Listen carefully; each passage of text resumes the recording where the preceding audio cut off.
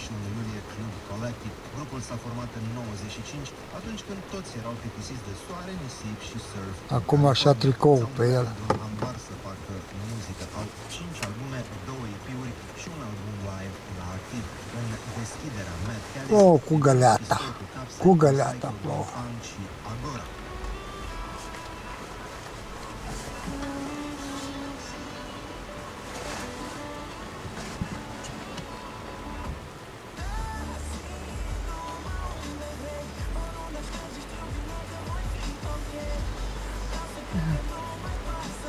Ar trebui să luăm de la soții ceva rucsac, poate. Îl întreabă, îl întrebăm dacă... L-ai întrebat?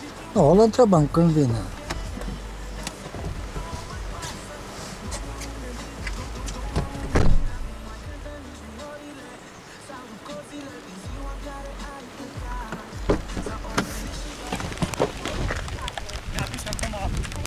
Ne aduce pelerină acum. Auzi, eu te aștept ca să te duc acasă, bine? Mergem mai încolo și le așteptăm.